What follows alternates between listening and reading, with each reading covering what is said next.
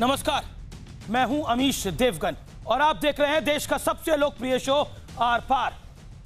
एक तरफ कोरोना के साथ जंग चल रही है तो दूसरी ओर कांग्रेस ने मोदी सरकार के खिलाफ सियासी मोर्चा खोल दिया है। पहले मैदान में सोनिया गांधी उतरी और कहा कि मोदी सरकार को मजदूरों की कोई गौर फिक्र नहीं है। उसके बाद नए सियासी अवतार में राहुल का अवतरण होता है, वो मैदान में उतर जाते हैं। राहुल गांधी बड़े बड़े अर्थशास्त्रियों का इंटरव्यू आजकल कर रहे हैं और इसके जरिए मोदी सरकार को घेरने में जुट गए हैं। लेकिन इसी बीच राहुल गांधी के बेहद करीबी कहे जाने वाले दिग्विजय सिंह ने अलग ही विवाद छेड़ दिया है। दिग्विजय सिंह ने महाराष्ट्र के नांदेड़ में फंसे हुए सिख श्रद्धालुओं की तुलना जमातियों के साथ करने की कोशिश की है। लेकिन बड़ा मुद्दा यह है कि यह वक्त राजनीति करने का है, नए अवतार करने का है या फिर कोरोना से लड़ने का है। इसलिए हमारा सवाल है, क्या सियासत से भाग जाएगा कोरोना? इसी पर होगी देश की सबसे बड़ी बहस। आर पार और दूसरी तरफ बीजेपी ने राहुल गांधी पे कड़ा वार किया है। यह भी इस समय की ब्रेकिंग स्टोरी है। पहले ये रिपोर्ट देखिए।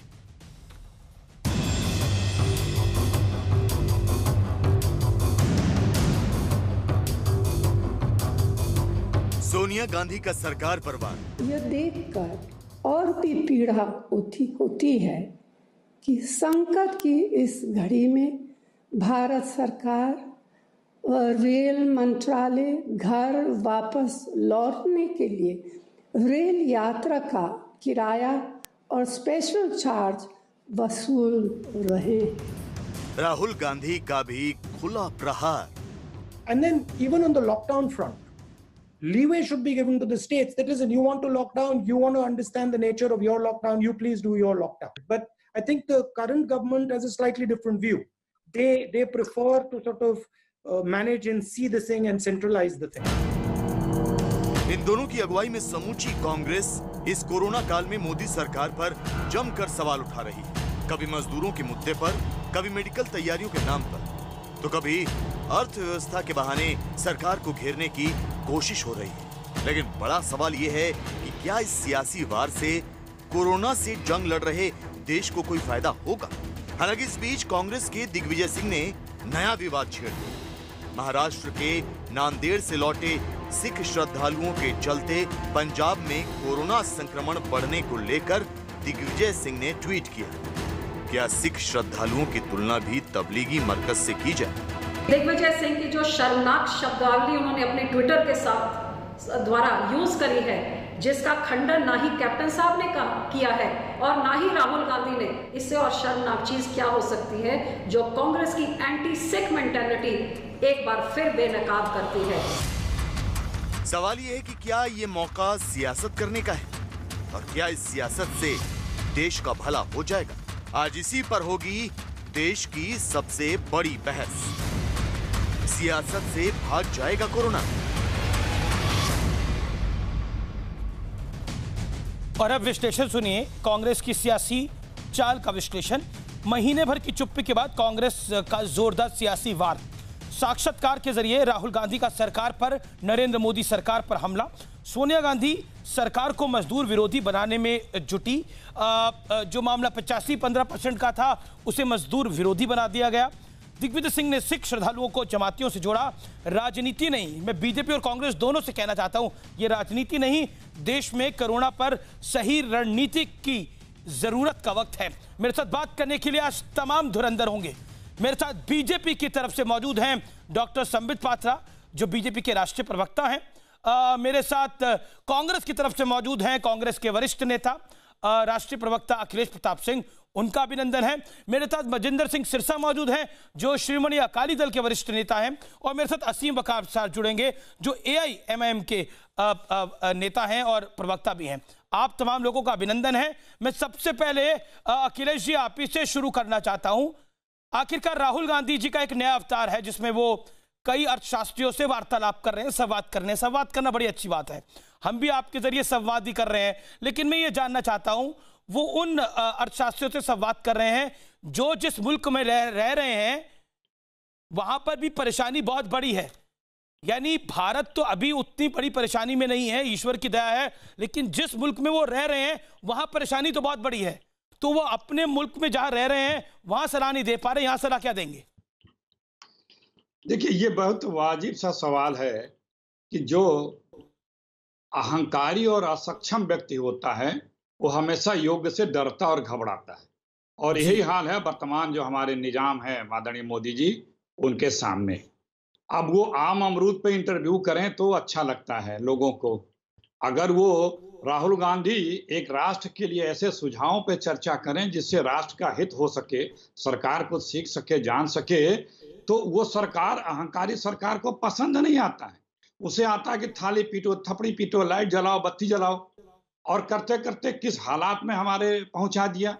जब राहुल जी ने 30 जनवरी को बोला कि कोरोना आ रहा है, हमें इस पे निपटिए, फिर 12 फरवरी को जब उन्होंने बोला पार्लियामेंट के कैंपस में, तो कुछ हमारे गोदी मीडिया और बीजेपी के समस्त नेता प्रेस कॉन्फ्रेंस करके राहुल गांधी को उपहास कर रहे थे, और मोदी जी नमस्ते ट्रंप में सैकड़ों करोड़ रुपए खर्च कर रहे थे। ट्रंप साहब की सेना आई, 3 जगहों पे उनकी फौज फाट आई, आगरा, दिल्ली और अहमदाबाद, कोरोना दे के भयंकर चली गई। तमाम जहाजें आती नहीं, राहुल जी कहते रहे, कई बार बोले, किसी इंटरनेशनल फ्लाइट की ठीक से चेकिंग नहीं की गई, न किसी को रोका गया, और सब चलता रहा, सब अच्छा होता रहा, और हिंदुस्तान में जबरदस्त कोरोना आ गया। अब बढ़ता जा रहा है, कोई सरकार के पास विजन नहीं है कोरोना से लड़ने का। जी जी अखिलेश जी, हम सुझाव देते हैं, कंक्रीट सुझाव देते हैं, कहते हैं सुझाव दीजिए, हम सुझाव देते हैं, लिखित देते हैं, मीडिया के माध्यम से देते हैं, लेकिन उन्हें बुरा लगता है। किसी भी सुल्तान को सुझाव बड़ा चुभता है, क्योंकि उसमें लगता है कि हमें ये ज्यादा अमरूद, तमाम बातें आपने कही। अब जी अब क्योंकि फर्स्ट रिएक्शन हो गया, लगभग 1.5 मिनट आप बोले, अब मैं संबित पात्रा का रुख करना चाहता हूं। इतने ही मिनट संबित आपको भी मिलेंगे। आम अमरूद, सुल्तान, लेकिन आपने तो राहुल गांधी पर बड़ा हमला बोल दिया आज अपने ट्विटर पर, भारतीय जनता पार्टी ने। आपको भी सियासत सूझ रही है इस मौके पर संबित? पहली बात तो मैं कांग्रेस के प्रवक्ता का जवाब देता हूं। देखिए, आपका टॉपिक है आज क्या नया अवतार है राहुल गांधी का। याद रखिए अमीश भाई, जिसका तार जमीन से नहीं जुड़ा हो, करोड़ों अवतार भी वो ले लेना तब भी उसका कुछ नहीं होने वाला है। इस इंजन में ईंधन नहीं है, ये लॉन्च नहीं होगा कभी भी। ये कान खोल के सुन लीजिए, चाहे कितने करोड़ों अवतार ले ले। दूसरी बात, आप देखिए ये प्रधानमंत्री को असक्षम, अहंकारी, आम अमरूद न जाने क्या क्या कह दिया है। एक बार सोनिया जी से पूछिए, छुप छुप के रात को रोती है सोनिया जी अपने मायके के विषय में सोचकर, उनके भाई बहन की क्या परिस्थिति है वहां पर। मैं तो ईश्वर से प्रार्थना करता हूं आदरणीय सोनिया जी की परिवार इटली में बिल्कुल सुरक्षित रहे, दीर्घायु हो। पूछिए उनसे छुप छुप के कैसे रोती होंगी रातों को कि हाय मेरे देश इटली में क्या हो रहा है। हिंदुस्तान में देखिए कृतघ्न लोग हैं। आज मैं, अखिलेश जी, हम सब डिबेट इसलिए कर पा रहे हैं क्योंकि हम संक्रमित नहीं हैं, मगर ये कृतघ्न लोग अपने ही प्रधानमंत्री को कहते हैं नासमझ, अहंकारी, असक्षम। इटली के प्रधानमंरी फोन करके प्राइम मिनिस्टर नरेंद्र मोदी जी से एडवाइस लेते हैं, ट्रंप जी एडवाइस लेते हैं, मेडिसिन लेता है, पूरा विश्व हाइड्रोक्सी क्लोरोक्विन भारतवर्ष से ले रहा है। ऐसे में कांग्रेस पार्टी की जुबान देखिए। और मैं एक सवाल पूछता हूं राहुल गांधी से। राहुल गांधी जी, आज आपने पुलित्जर अवार्ड जिसको मिला है, 3 जर्नलिस्ट जो हैं जिन्होंने कश्मीर के विरोध में फोटोग्राफी की, और पुलित्जर अवार्ड ने कहा कि कश्मीर हिंदुस्तान का अभिन्न अंग नहीं है, कश्मीर अलग है, कश्मीर के इंडिपेंडेंस पे इंडिया ने कुठाराघात किया। अपने सुनिए ना, अपने साइटेशन में इंडियन ऑक्यूपाइड कश्मीर लिखा। वैसे पत्रकारों को बधाई दिया है राहुल गांधी ने। राहुल गांधी, बताइए आप हिंदुस्तान और कश्मीर के साथ खड़े हैं या नहीं खड़े हैं? बाद में देखेंगे आप क्या रघुराम राजन जी के साथ बात करते हैं और अभिजीत जी से। अरे रघुराम राजन जी के साथ बात की थी ना, पीछे घड़ी रखा था, घड़ी, ये क्या बातचीत करेंगे? पीछे घड़ी रखा था, घड़ी में 1 घंटे की बातचीत, ठीक है, की बातचीत, उसमें भी घपला है। आपको भी उतना ही समय हो गया और उससे 10 सेकंड ज्यादा ही हो गया, आपने अपनी बात को रख लिया। 1 सेकंड संबित। अब अखिलेश जी कश्मीर को हिस्सा मानते हैं नहीं मानते हैं? जी अखिलेश जी, देखिए आपने आम अमरूद की बात करी, सुल्तान की बात करी। संबित पात्रा ने थोड़ी देर पहले ट्वीट करा है, भारतीय जनता पार्टी ने ट्वीट करा है कि राहुल गांधी एंटी नेशनल है, इसीलिए 370 के विरोध में जो भारत के खिलाफ अपना प्रोपेगेंडा चला रहे थे उनको बधाई दे रहे हैं। देखिए, गद्दारों को सारे नजर आते हैं गद्दार। बड़ा सीधा सा सवाल है, राहुल गांधी डिप्टी एसपी देवेंद्र सिंह के लिए फूल मालाएं बरसाएं? वो 3 आतंकवादियों को कश्मीर से दिल्ली क्यों ला रहा था अपने गाड़ी में बिठा करके? किस लिए दिल्ली, किसके लिए ला रहा था? जिनके एसपी जी हटे थे, क्या उनके लिए ला रहा था क्या? वो दिल्ली में बाटी चोखा बनाने तो ना ले रहा था तीनों आतंकवादियों को, क्यों ला रहा था? अभी दिल्ली में, कश्मीर में पकड़े गए हैं तारिक मीर साहब, बीजेपी से बीजेपी के चुनाव लड़े थे, एनआईए ने पकड़ा है, और पाकिस्तान के आतंकवादियों को सहयोग कर रहे थे। उनको उनकी तारीफ की जाए जी। ध्रुव सक्सेना जो बीजेपी के मध्य प्रदेश से नेता आईएसआई के एजेंट पकड़े गए थे पाकिस्तान से, उनकी तारीफ की जाए? या बलराम सिंह जो बजरंग दल के आईएसआई के एजेंट पकड़े गए थे, उनकी तारीफ की जाए? या जो आसाम से बीजेपी के उपाध्यक्ष जिन्हें आतंकवादियों और अलगाववादियों की मदद करने में आजीवन कारावास हुआ, उनकी तारीफ की जाए? या जो ये अजहर मसूद के चेले जो थे, जिनको बीजेपी ने पंचायत चुनाव लड़ा था, उनकी तारीफ की जाए?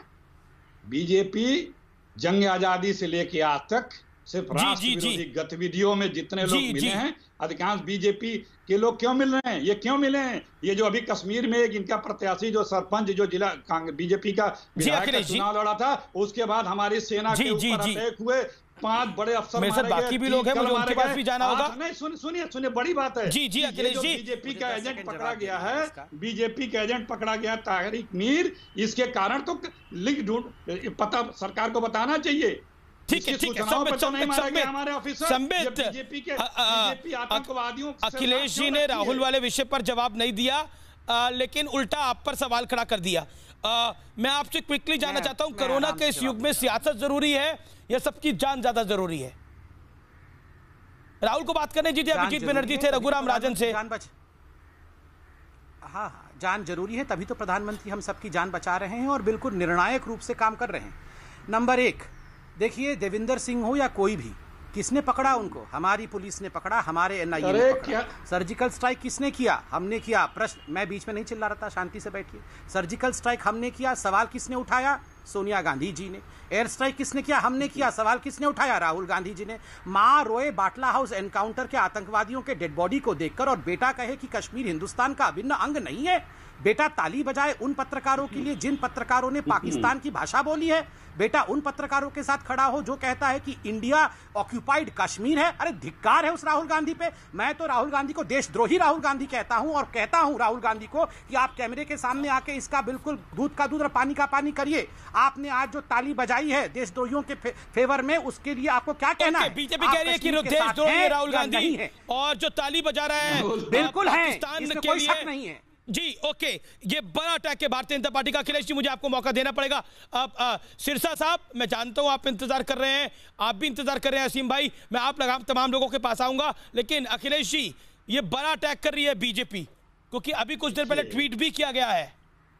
बीजेपी का ऑल आउट अटैक है राहुल गांधी पर, इस विषय पर। सुनिए, देखिए, इस समय की बड़ी खबर है ये। देखिए, बीजेपी के लोग 1900 जब से बनी आरएसएस, तब से कांग्रेस पे अटैक करते रहे, क्योंकि अंग्रेजों की यार हैं। जिन लोगों ने भारत को बचाया, भारत के लड़ाई लड़ी है, हमेशा उनसे बीजेपी की दुश्मनी रही है। और जो भारतवासी है, जो सच्चा भारतीय है, वो इन्हें बर्दाश्त नहीं होता है, वो इन्हें बर्दाश्त नहीं होता है। इन्होंने गवाहियां दी, इन्होंने मुखबिरियां की, इन्होंने बड़े बड़े स्वतंत्रता संग्राम के, आज भी वही कर रहे हैं। जो हमारे भारत के लोग हैं, जो भारत की सीमाओं पर लड़ रहे हैं, इनकी मुखबिरी से हमारे कर्नलों की जानें जा रही हैं। इनके लोगों को इन्हीं की सरकार के एनआईए पकड़ रही है। ये आतंकवादियों को यहाँ ला रहे हैं। ये खुद इनका उस पार से रिश्ता है। ये कभी देश हित की कभी सोचे ही नहीं है, कभी देश हित वालों के साथ कांग्रेस कह रही है कि देश हित की नहीं सोच रहे, बीजेपी कह रही है कि एंटी नेशनल है राहुल गांधी। बीजेपी का इस समय ट्वीट, मैं आपको बड़ी खबर एक बार फिर बता देता हूं। बीजेपी की तरफ से, बीजेपी प्रवक्ता संबित पात्रा की तरफ से एक वीडियो भी रिलीज किया गया है जो अंग्रेजी में है, जो कह रहा है कि राहुल गांधी ने देश विरोधी काम किया है। जिस तरह से उन्होंने जो कश्मीर के खिलाफ लोग बोल रहे थे, उनको पुरस्कृत विश्व में कहीं किया जा रहा है, तो उनको बधाई दे रहे हैं।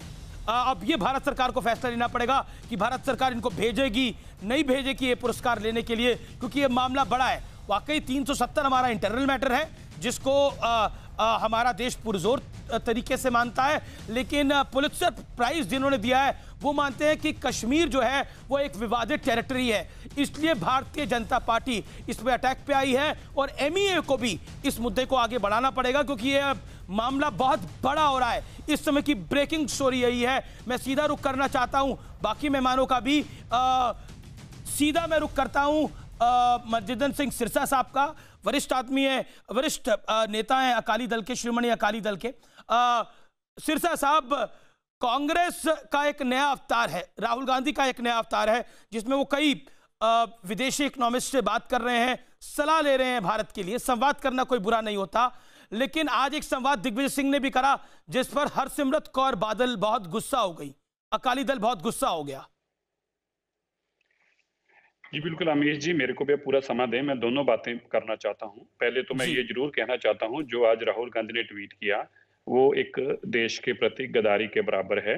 उसके खिलाफ सरकार को सख्त कार्रवाई करनी चाहिए। आनंद, याशीन और खान जो पत्रकार हैं जिन्होंने फोटोग्राफी का जिनको अवार्ड मिला है, वो अवार्ड उनको इसलिए मिला है, उन्होंने कश्मीर को डिस्प्यूटेड टेरिटरी बताया है। हमारे देश में रह के कुछ लोग डिस्प्यूटेड टेरिटरी बताएं, और हमारी सबसे बड़ी विपक्ष की पार्टी जिसने इस देश पे सबसे ज्यादा राज किया है, वो उनका समर्थन दे के उनको बधाई दे, ये देश से ट्रीजन और देश से गद्दारी से कम कुछ भी नहीं है। दूसरा, जो आपने कहा, हमने आज एक कंप्लेंट भी दी है, जो ये जिसने जिस तरीके से हमारे ऊपर दिग्विजय सिंह ने हमला किया, और ये इनकी मानसिकता को दर्शाता है। ये कोई पहला हमला नहीं है कांग्रेस का हमारे ऊपर। कांग्रेस लगातार हमारे ऊपर ये हमले करती आई है। अमीश जी, शायद आपको मैं याद कराना चाहता हूं, 1984 के अंदर इन्होंने अखबार में एक इश्तिहार दिया था सिख टैक्सी ड्राइवर का, और उसके नीचे लिखा था, क्या आपको इसको देखकर डर लगता है? कांग्रेस की मानसिकता देखिए, सरकार के पैसे से सिखों को बदनाम करना, आतंकवादी बताना इन्होंने किया। हमले इन्होंने हम पे किए। 1984 में हमारे गलों में टायर डाल के आग इन्होंने लगाई, और आज हमें ये कहें हम लेके आए हैं, और यहां तक कहा कि हजूर साहब जो गुरु गोविंद सिंह जी की बड़ी पवित्र धरती है, हर इंसान वहां सिजदा करने जाता है, हम वहां से कोरोना लेके आए हैं, ये दिग्विजय सिंह कह रहे हैं, और कांग्रेस उसको कहीं भी कॉन्ट्रडिक्ट नहीं कर रही। कांग्रेस ने ये नहीं कहा अभी तक 3 दिन में कि दिग्विजय सिंह का ये स्टैंड इंडिविजुअल है। इससे बड़ी बात क्या होगी? देश के सबसे जो देशप्रस्त लोग हैं, हमने अपनी गर्दनें कटवाई हैं देश के लिए, और आगे भी कटवाएंगे। हमने कोरोना के अंदर सबसे बड़ी लड़ाई लड़ी, देश के प्रधानमंत्री ने दिग्विजय सिंह का ट्वीट में पढ़ा, उन्होंने जमातियों से तुलना करी। उन्होंने बोला जो जमात ने करा वही इन नांदेड़ के सिखों ने करा। जमात के लोग किसी को खाना नहीं खिला रहे, जमात के लोग डॉक्टरों नर्सरों को अपने सराओं में नहीं रख रहे, जमात के लोग पूरे देश के अंदर घर घर जाके भूखों के मुंह में अन्न नहीं डाल रहे। हमें को उनके साथ मुकाबला करना, उनकी अपनी बात है, उनकी बात करें जो भी, हमें नहीं लेना, लेकिन हमें किसी के साथ तुलना करना। हम देश के वफादार लोग हैं, देश परस्त हैं, हम मर सकते हैं, लेकिन देश के प्रति कोई गैर संविधानिक बात बिल्कुल। देखिए, चाहे मैं तो ये कहता हूं, चाहे हिंदू हो, चाहे मुस्लिम हो, चाहे सिख हो, चाहे ईसाई हो, वो देश के लिए है, और सिख कौम ने तो इस देश के लिए बहुत कुछ किया है, अपने शीश निभाए हैं। सिख कौम ने शीशगंज गुरुद्वारा उसका सबसे बड़ा उदाहरण है। किसने अगर इतिहास को पढ़ना है तो औरंगजेब ने जो करा था, शीश काट दिए थे गुरुओं के, शीश काट दिए थे गुरुओं के, ये बड़ी बात थी। और गुरु नानक बाबर को बाबर झाबर कहते थे, यानी सर कलम करने वाला। मैं रुख करता हूं अखिलेश प्रताप सिंह का। अखिलेश प्रताप सिंह, सिख कौम जिसने देश के लिए बहुत कुछ करा, उसके लिए कहा जा रहा है कि ठीक है 200 लोग कहीं गलत तरीके से फंस गए या रुक गए या बैठ गए, तो क्या उनको जमात के साथ कंपेयर कर दिया जाएगा जो दिग्विजय सिंह ने करा? क्या ये गलत नहीं था एग्जाम्पल? पहली बात ये, आदरणीय सिरसा जी किस पार्टी के हैं? क्या थोड़ा इनका बैकग्राउंड बना दे। मैं हमारे ये तो शिरोमणि अकाली दल के हैं। अच्छा, अकाली दल के, अच्छा नहीं, ये नेशनल स्पोक्स पर्सन है, विधायक भी रहे हैं, जी वरिष्ठ नेता है, उनकी कार्यकारिणी में भी है। जी, नाम सुना लेकिन कलेक्ट नहीं कर पा रहा राहुल जी को जानते हैं। पहली बात जो है कि मैं अभी दिग्विजय सिंह का ट्वीट ढूंढ रहा था, कहाँ पे है, थोड़ी देर अभी, लेकिन अभी सुनिए, मैंने कॉल पे नहीं, मैं उनका ट्विटर हैंडल पे ढूंढ रहा था। खैर, दूसरी बात देखिए, सिख जो धर्म है उसपे पूरे हिंदुस्तान पूरे ढूंढ लीजिएगा अगर आपको वक्त मिले तो। सुनिए, पूरे हिंदुस्तान को, इन्हें दुनिया को नाज है सिख कौम पे। लेकिन अगर आपको ये सिरसा साहब सिख कौम के अपने आप को स्वयंभू नुमाइंदे समझें तो वो गलतफहमी में न रहें। नहीं, अरे तो इलेक्टेड है तो ठीक, आप इलेक्टेड प्रेसिडेंट होंगे, आप अपनी एकदम मान रहा हूँ मैं एकदम मान रहा हूँ आपका मैं दिल्ली के सिखों का चुनाव हुआ दिल्ली सिख गुरुद्वारा मैनेजमेंट कमेटी का बोलने देंगे आप ऐसे मत कहिए, आप बोलने देंगे, आप बोलने देंगे एकदम। मैं कह रहा हूं जो क्या गलत कह रहा हूं, आप अपने हाँ आप अपना जो एक संस्थान है उसके इलेक्टेड, आप जो इलेक्टेड संस्थान है, मैं दिल्ली सिख गुरुद्वारा मैनेजमेंट कमेटी का दिल्ली के सभी सिखों का चुनाव हुआ नुमाइंदा, इसको तो मैं खुद स्वीकार करता हूं। इसको कौन नकार रहा है, इसको कौन नकार रहा है, इसको कौन नकार रहा है?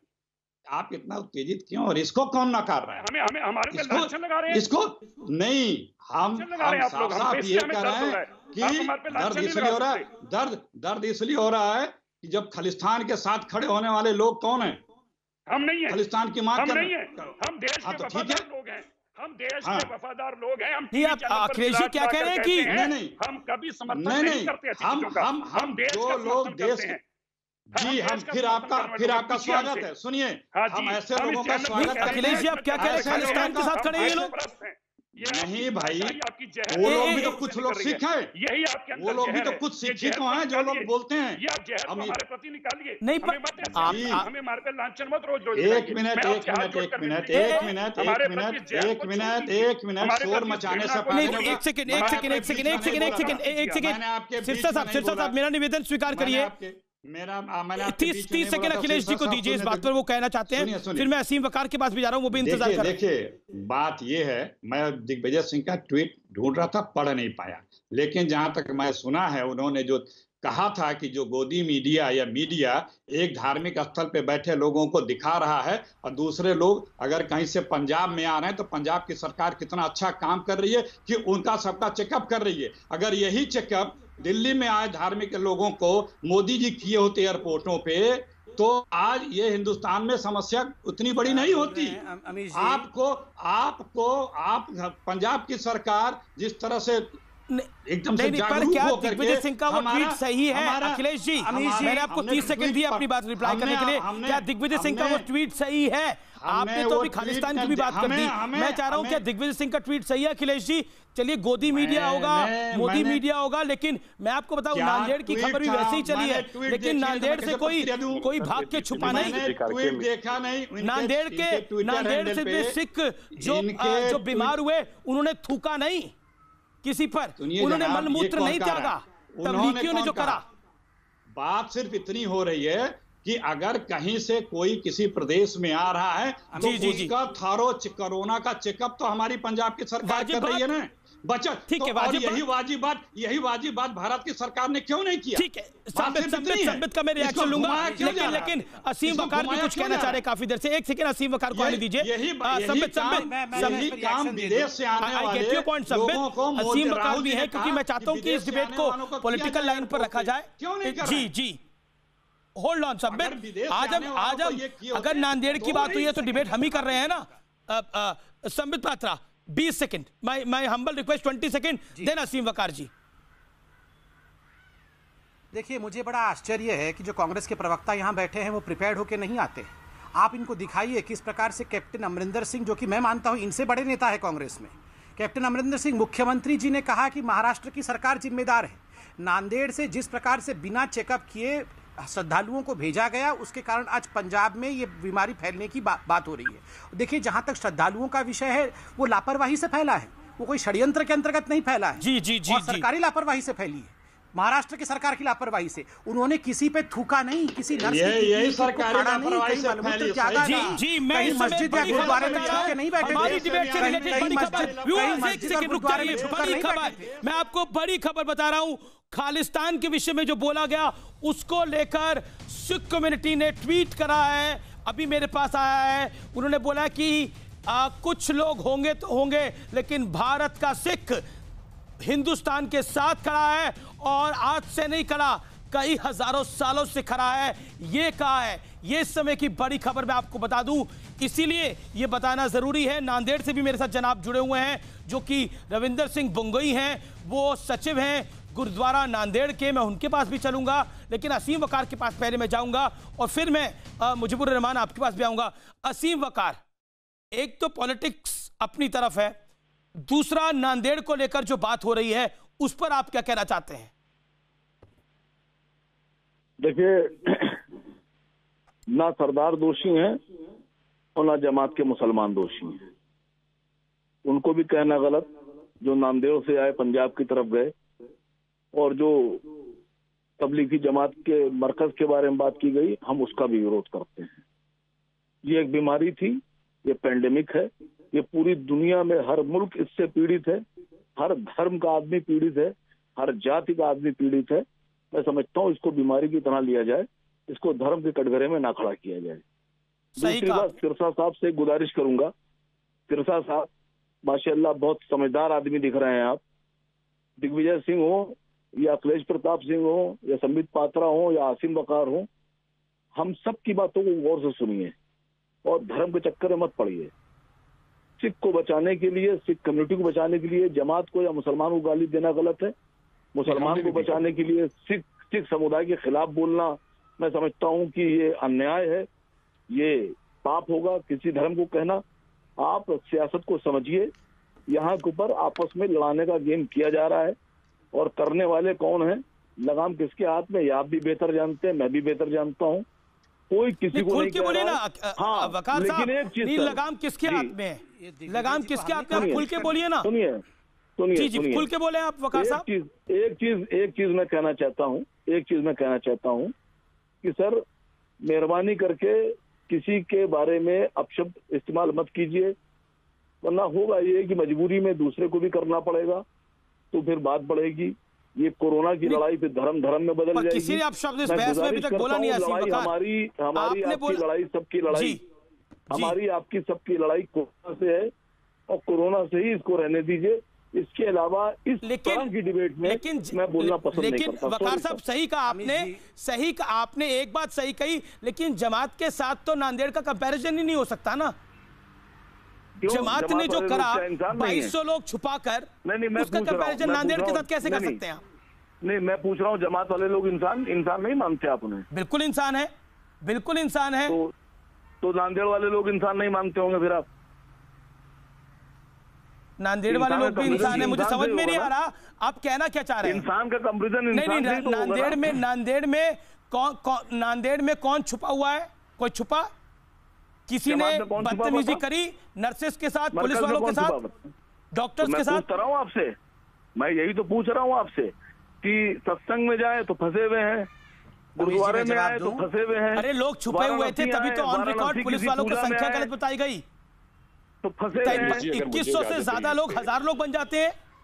अमीर जी, आप झूठ बोल रहे हैं। अगर मैं झूठ बोल रहा हूँ? वीडियो सामने आया ये जी।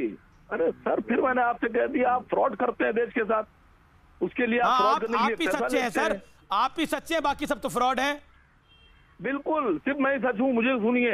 हाँ बिल्कुल सर, आप ही सच्चे हैं, बाकी सब फ्रॉड है। अक्सर फ्रॉड ऐसे ही बोलते हैं कि मैं सच हूँ, बाकी पूरी दुनिया फ्रॉड है। जी, अब दूसरे बोल सकते हैं। आप बोल रहे हैं, अब आप बोल रहे हैं अपने को, अब अपने को आप बोल रहे हैं सच, तो आप भी मैंने तो अपने आप को कुछ नहीं बोला, लेकिन आपने ना चाहते हुए भी अपने आप को सब कुछ बोल दिया। चलिए, मैं आपकी और अपनी बहस में नहीं फंसना चाहता, और मैं चाहता हूं कि ये देश बहुत बड़ा है, ये परेशानी बहुत बड़ी है, उस परेशानी की बात होनी चाहिए। असीम वकार, बीजेपी से संबित पात्रा को बिठाया है, उनको बोलने दीजिए। संबित पात्रा के नौकर नहीं है आप। एक सेकेंड, आप मर्यादित बात करिए, आप मर्यादित बात करिए। कौन किसका नौकर है मुझे नहीं पता, कौन किसका नौकर है मुझे नहीं पता, लेकिन मैं जनता का नौकर हूँ, मैं अपने व्यूअर्स का नौकर हूँ। आप होंगे किसी के नौकर? खटपट। अमीश भाई, मैं आ सकता हूँ? खटपट आप बोलते होंगे, और बोल रहे हैं खटपट। आवाज बंद रखिए अपनी। आप बोल सकता हूं? अमीश जी, मैं एक बात, चुप रहिए आप, आवाज नीचे करके बोलिए। इतनी बदतमीजी अगर आपने करी तो अमीश देवगन जवाब बड़ा कड़ा देगा आपको। चुप रहिए आप। खटपट, ये लोग लायक नहीं है टीवी पे बुलाने के। संबित पात्रा, देखिए अमीश जी, थोड़ा वक्त दीजिए। अमीश जी, मैं भी सुन रहा था, इन्होंने कहा कि क्या नांदेड़ वाले लोग इंसान नहीं हैं, क्या जमाती लोग इंसान नहीं हैं, आप मुसलमानों के खिलाफ क्यों बोल रहे हैं? मैं तो शुक्रगुजार हूँ सिख कम्युनिटी का। आप देखिए, एक निहंग ने हरजीत सिंह का हाथ काट दिया, वही हरजीत सिंह जिसको आपने भी अपने शो में बुलाया था, हम सब शुक्रगुजार हैं उनके। किसी एक व्यक्ति ने सिख कम्युनिटी का उस निहंग के साथ कोई खड़ा नहीं हुआ। तमाम गुरुद्वारों ने बिल्कुल कहा कि हम इस व्यक्ति के साथ खड़े नहीं है, इसने खराब काम किया है। सब हरजीत सिंह के साथ खड़े हुए, न्याय के साथ खड़े हुए। ये है सिख कौम। और यहाँ पर यहां पर जमातियों को मुस्लिम के साथ इक्वेट किया जा रहा है। हमने जमातियों को खराब कहा, मुसलमानों को खराब नहीं कहा। यहां पर AIMIM आके जमातियों को बचाने की कोशिश क्यों कर रही है? ये जमाती जाके छुपे थे, मस्जिदों में छुपे थे। जब पुलिस इनको पकड़ने गई तो पुलिस के ऊपर फायरिंग की गई। जमाती नर्सों के साथ जिस प्रकार का दुर्व्यवहार, नग्न नृत्य, कपड़े फाड़ देना नर्स का, मल मूत्र त्याग करना, उसको इंसान कहते हैं? हैवानों को इंसान मत कहो और इंसानों को हैवान मत कहो। सिख कम्युनिटी और सिख लोग बहुत बड़ी कम्युनिटी है, उनको इस प्रकार से जमातियों के साथ कंपेयर करके कहीं ना कहीं, और जिस प्रकार अखिलेश जी ने अभी सिरसा साहब को और दिल्ली के गुरुद्वारा प्रबंधन कमेटी को खालिस्तानी कहा है, मैं डिमांड करता हूं आपके शो में कि अभी के अभी माफी मंगवाया जाए उनसे। दिल्ली सिख प्रबंधक कमेटी बहुत बड़ी कमेटी है, ये देशभक्तों की कमेटी है, आपने कैसे उनको खालिस्तानी कह दिया? सिरसा साहब बहुत बड़े देशभक्त थे, उनको आपने खालिस्तानी कहने की जरूरत कैसे की? आप उनसे माफी मंगवाइए अभी लाइव शो में। जी, असीम वकार भी कुछ कहना चाहते हैं और अखिलेश जी भी कुछ कहना चाह रहे हैं। असीम, अखिलेश जी पहले आप बोलिए। जी देखिए, हम लोग बहस अगर अतीतों पे ही करते रहेंगे तो जो इंटरेस्ट है आपका, जो मुद्दा है भविष्य में हम लोग कैसे कोरोना से लड़ेंगे, लेकिन लोगों को, बीजेपी को और आप लोग लोगों को शायद सूट करता है कि खालिस्तानी क्यों कहा अभी गुरुद्वारा प्रबंधक कमेटी को? खामोश रहो, तुम किसी लायक नहीं, खामोश रहो तुम। डोरेमोन खालिस्तानी कहा है। नहीं, मैं तो कहता हूं दिल्ली गुरुद्वारा प्रबंधक कमेटी को आप देखिए, आपको ये व्यक्ति खालिस्तानी कहता है, इस व्यक्ति से पहले आप माफी मंगवाइए, ये इस व्यक्ति से माफी मंगवाइए। इसने जिस प्रकार से सिख कम्युनिटी को खालिस्तानी कहा है, मनजिंदर सिरसा साहब, मैं आपसे भी निवेदन कहता हूं, ऐसे व्यक्तियों को एक्सपोज करिए और ऐसे व्यक्तियों के खिलाफ मानहानि का केस भी करिए। इसकी इतनी हिम्मत, इन्होंने खालिस्तानी कहा, इसको इतनी हिम्मत, इन्होंने दिल्ली प्रबंधक कमेटी, गुरुद्वारा प्रबंधक कमेटी को खालिस्तानी कहे, आपकी इतनी मजाल, आप सिखों को खालिस्तानी कहेंगे? आप भी किसी को गद्दार मत बोलिए और किसी को डोरेमन मत बोलिए। आप माफी मांगिए, आप माफी नहीं, कुछ भी कहने दो, देश जानता है कौन गद्दार है, इनके कहने से कुछ नहीं होता है। इसलिए मैं कह रहा हूँ, ये जो बच्चों का डोरेमॉन प्रोग्राम नहीं चल रहा है, देखिए ये सुन लो, बच्चों का डोरेमॉन होगा तुम्हारा राहुल गांधी, जिसके घर में जोकर पैदा हुआ है वो दूसरों को यहाँ पर डोरेमॉन बोलता है। विषय गंभीर है, इस पे बात करने हम लोग। क्या गंभीर विषय? तुम्हारा राहुल गांधी गंभीर नहीं है, उस व्यक्ति पे डिबेट करेंगे। जिस व्यक्ति में, अरे सुन लो आप पहले, राहुल गांधी में समझ है? पहले हाँ और ना में उत्तर दो। राहुल गांधी में समझ है क्या?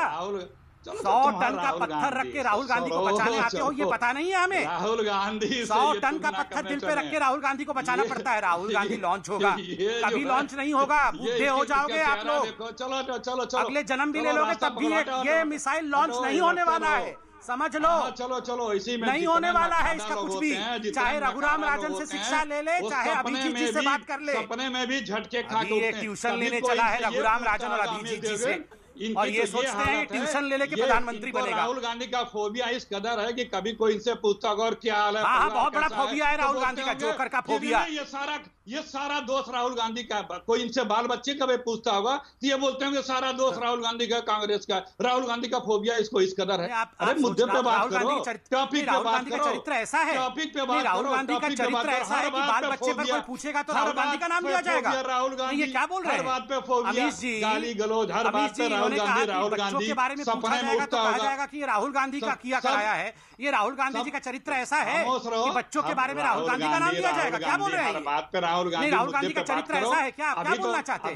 अभी तो बोल रहे थे बच्चों के बारे में पूछा जाएगा तो बोला जाएगा कि राहुल गांधी के हैं। राहुल गांधी का चरित्र ऐसा है, ये आप कांग्रेस के प्रवक्ता हैं, आप बोलिए ये चरित्र है राहुल गांधी का जो आप बोल रहे हैं। जाओ गटर राहुल गांधी जी, आप एक सेकंड विषय में ये सर्टिफिकेशन दे रहे हैं आपके स्पोक्सपर्सन। गटर से गैस निकालो, चलो हटो, गटर से गैस निकालो। गटर से गैस निकालो। अमित जी, इन्होंने क्या कहा कि बच्चों के बारे में जब पूछा जाएगा बच्चे किसके हैं तो लोग बोलेंगे राहुल गांधी के। बादल से राडार को बचाओ, ये राहुल गांधी जी का सर्टिफिकेशन है। संबित एक सेकंड, बीच में तुम अखिलेश जी डोरेमॉन बैठो।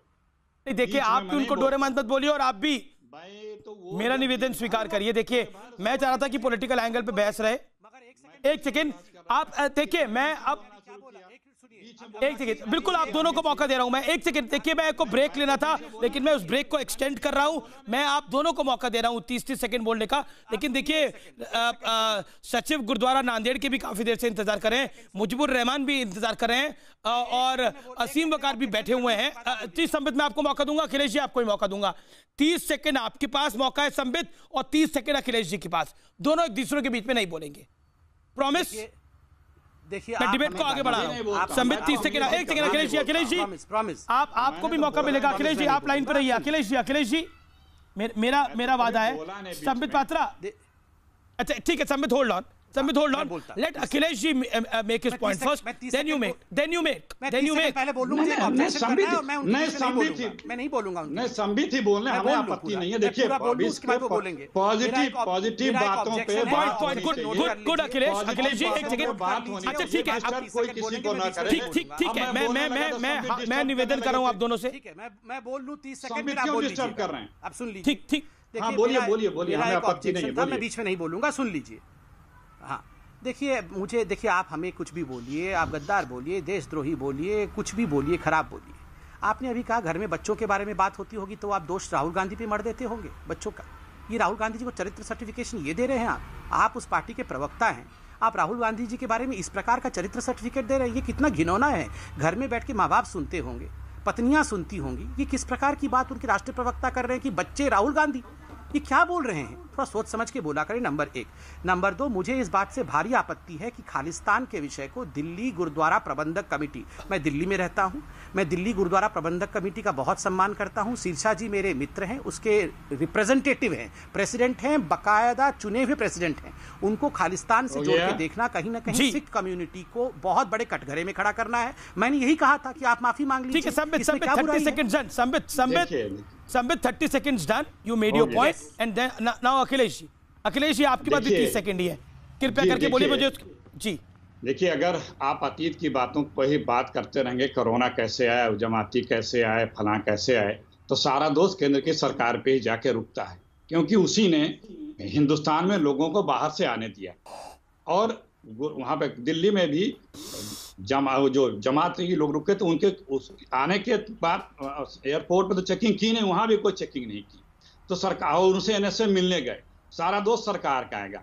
लेकिन हमें आगे क्या करना है, हम बार बार सरकार को सहयोग करते हैं, सुझाव देते हैं, लिखित में देते हैं, वर्बल देते हैं, बातचीत से देते हैं, मीडिया के माध्यम से देते हैं, लेकिन सरकार किंग कितना बेमूड होकर के, जिससे उसको कुछ पता नहीं कि आगे क्या करना है। कभी उठेंगे तो कहेंगे थाले हो जाओ, थपले हो जाओ। अब हमारे यहाँ कोरोना के पेशेंट दुगने रविंद्र से बढ़ रहे हैं। 30 सेकंड हो गए आपके भी, जाने लगे हैं। असीम वकार भी हाथ खड़ा करें, मुजिबुर रहमान भी हैं, और नांदेड़ के रविंद्र सिंह बुंगई भी हैं। रविंद्र सिंह बुंगई, आपका कंपैरिजन कांग्रेस के दिग्विजय सिंह ने कर दिया जमात के साथ, what is your first reaction? I am sorry, मैं आपके पास लेट आ रहा हूँ। वाहिगुरू जी का खालसा, वाहिगुरू जी की फतेह। जी बिल्कुल, वाहिगुरू जी का खालसा, वाहिगुरू जी की फतेह। जो बोलिए अपनी बात कहिए। जो हमारे आस्था का प्रतीक है, गुरु गोविंद सिंह जी का आखिरी स्थान है तख्त सचखंड हजूर साहिब नांदेड़, जो पूरे सिखों का आस्था का प्रतीक है, तो उसके बारे में जो उन्होंने ट्वीट किया है, हम दिग्विजय सिंह से कहते हैं कि वो माफी मांगे। घोर शब्दों में उनकी निंदा करते हैं। श्रीमती सोनिया गांधी जी से और राहुल गांधी जी से भी कहते हैं कि उनको कहो कि माफी मांगे। और संदीप पात्रा जी ने जो कहा है कि महाराष्ट्र सरकार की लापरवाही है, ये इनका सही तरीके से ट्रीटमेंट टेस्ट नहीं किया गया है। सेंट्रल गवर्नमेंट की गाइडलाइंस है कि किसी को भी स्क्रीनिंग करना, अगर किसी को कोई सिम्टम्स है तो उसके ही टेस्ट किए जाते हैं। किसी को भी, ये पिछले 40-45 दिन से ये नांदेड़ में रह रहे थे, इनको किसी प्रकार की, तुम्हारा 14 दिन का क्वारंटाइन का टाइम है, तो ये 45 दिन से नांदेड़ में थे। किसी को भी किसी प्रकार की भी, मैं संदीप पात्रा जी से ये कहना चाहता हूँ कि पिछले 40-45 दिन से यहाँ पे इनको किसी को भी कोई लापरवाही है, कोई किसी प्रकार की कोई दिक्कत नहीं थी, और कोई इसमें महाराष्ट्र सरकार की कोई लापरवाही नहीं थी, क्योंकि किसी को कोई सिम्टम्स ही नहीं था, तो महाराष्ट्र सरकार का क्या इसमें ये जाता। उन्होंने तो हमें इतनी मदद की कि हर टाइम। ठीक है, संबित एक सेकंड, संबित कुछ रिएक्शन देना चाह रहे हैं, एक सेकंड। रविंद्र सिंह बुंगई साहब, आपने अपनी बात को रखा। संबित 10 सेकंड संबित पात्रा, फिर मुजीबुर रहमान और असीम वकार साहब। देखिए, मैंने जो कहा मैंने कैप्टन अमरिंदर सिंह को कोट किया। कैप्टन अमरिंदर सिंह ने अभी एक कॉन्क्लेव में, मीडिया कॉन्क्लेव में स्पष्ट रूप से महाराष्ट्र की सरकार को जिम्मेदार ठहराया और उन्होंने कहा कि क्वारंटाइन करके, केवल टेस्टिंग नहीं, क्वारंटाइन करके टेस्टिंग करने के पश्चात ही वहां से श्रद्धालुओं को भेजना चाहिए था। ये महाराष्ट्र सरकार का दायित्व है और कांग्रेस की सरकार है पंजाब में, तो बीजेपी की सरकार नहीं है। ठीक है, आपने कैप्टन अमरिंदर सिंह को उन्होंने कोट किया। मैं असीम वकार आपका रुख कर रहा हूं। असीम वकार, क्या आपको लग रहा है कि भारत की सरकार, मैं बड़ा पॉलिटिकल क्वेश्चन आपसे पूछ रहा हूं, भारत की सरकार कोरोना से सही तरीके से नहीं निपट रही है, ऐसा आपको भी प्रतीत हो रहा है? सुनिए, अब आप, लखनऊ के एक पुलिस अधिकारी ने ट्वीट किया कि हम लोग की 40 दिन की मेहनत बर्बाद हुए जा रही है, सरकार को चाहिए कि शराब की दुकानें फौरन बंद करें। वो देखा ट्वीट, थोड़ी देर के बाद उस पुलिस अधिकारी को दूसरा ट्वीट करना पड़ा कि मैं क्षमा चाहता हूं, मैं माफी मांगता हूं, मुझसे बहुत बड़ी गलती हो गई, मैंने अनजाने में ट्वीट कर दिया। सर, तो मैं आपके चैनल पर मैंने वैसे भी पूछा है और ये पूछ रहा हूं कि अधिकारी साहब ने जो पहला ट्वीट किया था और जो दूसरा ट्वीट किया है, उनको आत्मगिलानी कौन से ट्वीट पर है? ठीक, पहला वाला उन्होंने ईमानदारी वाला किया था। दूसरी बात, आप पेंडेमिक कर रहे हैं, यहाँ 7 रुपए 10 पैसे लीटर डीजल बढ़ा दिया गया है। इतना पैसा बढ़ा रहे हैं आप, पेट्रोल की जो दिल्ली में चली जा रही है हमारे देश में, जी बढ़ाते चले जा रहे हैं दिल्ली में, लेकिन वो दिल्ली की सरकार ने बढ़ाया, अरविंद केजरीवाल सरकार ने बढ़ाया है, सेंटर का उसमें लेना देना नहीं है। क्यों बढ़ाया? वो यही पूछ रहा हूँ। अच्छा वाजिब सवाल है, लेकिन आम आदमी पार्टी का रिप्रेजेंटेटिव नहीं है यहाँ पर। अच्छा सवाल है, आपके दोनों पॉइंट बड़े वैलिड है। पूछ रहा हूँ सर। जी, आपके दोनों पॉइंट अच्छे हैं। एक तो शराब की दुकान वाला, हम जान बचाएं या जाम जरूरी है, ये निर्णय करना पड़ेगा। और दूसरा पॉइंट भी महत्वपूर्ण है आपका कि 7 रुपए डीजल बढ़ा दिया गया। इस पर अकाली दल के नुमाइंदे भी कुछ कहना चाहते हैं, लेकिन मुझे अंतराल के लिए यहाँ रुकना पड़ेगा। मैंने ब्रेक को आगे बढ़ाया, लेकिन ये ब्रेक के बाद डिबेट और बड़ी होने वाली है, क्योंकि बहुत बड़ी खबर हमारे पास आ रही है। एक तरफ भारत सरकार हर अथक प्रयास कर रही है, सिर्फ भारत सरकार नहीं, राज्य की कई सरकारें।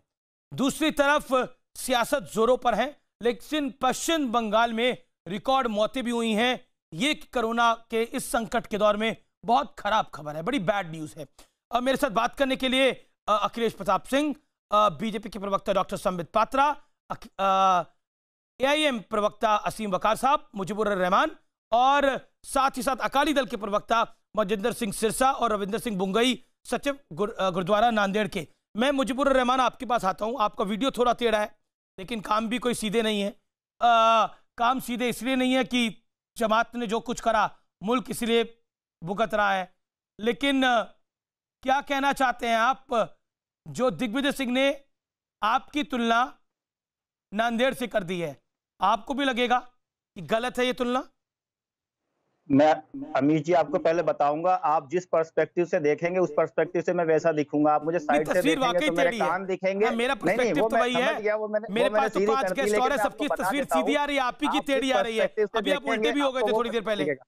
दूसरी चीज मैं ये बताऊंगा सिरसा साहब को कि ये पहले सिख आदमी है जो मुझे अभी मिले हैं जिन्होंने ये कहा है कि एक मरकज के ऊपर एक इल्जाम था इन्होंने रखा कि भाई जमात से तुलना मत करो और वो वहां पे खाना नहीं खिला रहे हैं। मैं आपको बता दूं, बंगले वाली मस्जिद में हमेशा खाना खिलाया जाता है और उसके अलावा हिंदुस्तान की गली गली में जहां भी मुसलमान रहते हैं, जमात के लोग कैंप लगा रहे हैं, सामान इकट्ठा कर रहे हैं, कैंप लगा और वो फिर घरों में पहुंचा रहे हैं लोगों को। एक सेकंड, मैं मुजीबुर रहमान, आप हर मस्जिद को, हर मुसलमान को जमात से कैसे जोड़ते हैं? नहीं, वो जमात के हैं, हर मुसलमान जमाती नहीं है। मैं उनके माथे पे लिखवा दूंगा। ना उनके माथे पे नहीं कुछ लिखा हुआ, हर मुसलमान जमाती नहीं है और हर मस्जिद जमात वालों की नहीं है, ये सुन लेना बात। मैं सिरसा साहब को एक बात बता रहा हूं, आप उनको बताने दीजिए। हम जमात के लोग दिखावे के लिए काम नहीं करते हैं, ना हम एक ऑर्गेनाइजेशन है जो बैनर लगाएगा हमारे पीछे। हम सिर्फ अल्लाह के लिए काम करते हैं, ऊपर वाले को खुश करने के लिए। और एक मैं सिरसा साहब को बड़ी अच्छी बात बताऊंगा कि हम कुछ सरदारों भाइयों के साथ मिलकर के एक लंगर चला रहे हैं, उसका नाम भी गुरुदा लंगर है। तो हम भी करते हैं आपके लिए, ऐसा नहीं है। मतलब आप कह रहे हैं कि सिख कम्युनिटी दिखावे के लिए करती है, आप सही के लिए करते हैं, ये सब बातें मत बोलिए। वो ये कहते हैं कि भाई सिरसा साहब का वक्त है। सर मेरा इंटरेस्ट नहीं था, ये मेरी 1.5 मिनट इन्होंने बात करी। देखिए वीडियो भी आउट हो गया, अभी उल्टा हुआ आउट हो गया। इनका वीडियो फुल फ्रेम दिखाइए जरा, टेढ़ा ही लग रहा है ना व्यूअर्स? अमीश जी टेढ़े काम टेढ़ा वीडियो का है मेरा मकसद ये किसी को कहने का नहीं था। मैं पहले उसके लिए भावना तौर पर अगर मैंने कहा, मैं माफी चाहता हूँ। मैं कोई कंट्रोवर्सी नहीं है, क्योंकि मैं एक रिलीजियस सेक्ट के साथ जुड़ा हूँ, मुझे ऐसी बातें शोभा नहीं देती, ना ही मैं कहूंगा कभी। मेरा कहना केवल इतना था कि हम लोग ये सेवा कर रहे हैं और हमारी तुलना किसी के साथ मत करें। वो अच्छा काम उनकी और बड़ा कहें, उनको जो अच्छा काम कर रहा है आप उसको और बड़ा कहें। हमें हमारी तुलना मत करें किसी के साथ, हम जैसे हैं बस वैसे अच्छे हैं। एक बात।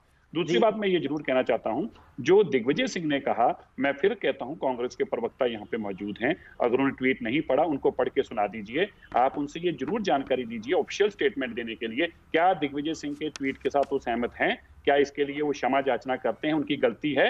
ये बात की क्लैरिटी नहीं आ रही, इधर उधर की बातें हो रही हैं। लेकिन मैं फिर कहूं, हमें इस बात का दुख है, कभी वो हमें आतंकवादी कहते हैं, कभी हमें खालिस्तानी कहते हैं, कभी हमें बुरा बोलते हैं और उसके बाद कहते हैं फलाने के साथ कंपैरिजन करते हैं। और अब तो यहाँ तक उन्होंने कहना शुरू कर दिया कि हमने पाप किया है, हम कोरोना लेके आए हैं। जबकि मैं आपको जानकारी अमीश जी आपके माध्यम से देना चाहता हूँ उनको, हम हजूर साहब से लीगल तरीके से आए, केंद्र सरकार को लिखा, पंजाब सरकार को लिखा, महाराष्ट्र की सरकार जब उन्होंने हमें अलाउ किया तब हम बसों में बैठ के आए। जब आए पंजाब सरकार ने हम घरों पे चले गए, घर से वापस बुलाया, हम फिर लाइन में लग के घर पे आ गए। अब हमें कहा कि तुम स्कूल के कमरों में रहोगे, हमने कहा जी बिल्कुल स्कूल के कमरों में रहेंगे। हम इतने डिसिप्लिन लोग हैं, हम कानून को मानने वाले लोग हैं। हमें बस इस बात का अफसोस है, जिस लोगों ने इतनी श्रद्धा और सत्कार के साथ सेवा की हो, उनको आप किसी के साथ मत जोड़ें और हमें कोरोना के लिए दोषी मत ठहराएं। मैं दिग्विजय सिंह जी के इस ट्वीट की उम्मीद करता हूं कांग्रेस के प्रवक्ता जरूर इसके ऊपर कोई जवाब देंगे। जी, मैं अखिलेश जी जवाब दें इस बात का, और फिर मुझे मैं आपके पास वापस आऊंगा। आपने अपनी बात को रखना है दोबारा।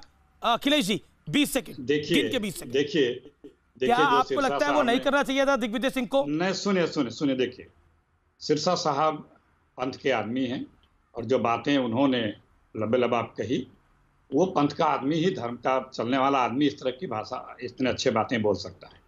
और दिग्विजय सिंह का कहीं भी कोई हमने ढूंढा ट्वीट मिला नहीं, लेकिन दिग्विजय सिंह ने जो मैंने सुना था, प्लीज सुन लीजिए, मेरी बात सुन लीजिए। सिर्फ पंजाब की सरकार किस तरह से चेकिंग कर रही, वो कर रही। दूसरे अभी जो हमारे नांदेड़ से रविंद्र सिंह जी ने आपके सारे बातों का जवाब दे दिया। ये बीजेपी और ये हमारे अमीश भाई, क्यों आप लोग अतीत पे जाके हमें भविष्य की कोरोना की तैयारियों से डिरेल करते हैं? ये तो सरकार क्या कर रही है उससे, प्लीज मैं क्षमा चाहते हो, आपको रोक रहा हूं। हम लोग बहस आगे की करते नहीं है ना, ये करने देते हैं अमीश भाई, हर बात में जी बोलेंगे, लेकिन आगे क्या तैयारी हो। आज हमारे 4000 करीब पेशेंट पर डे होने शुरू हो गए, बढ़ता जा रहा है।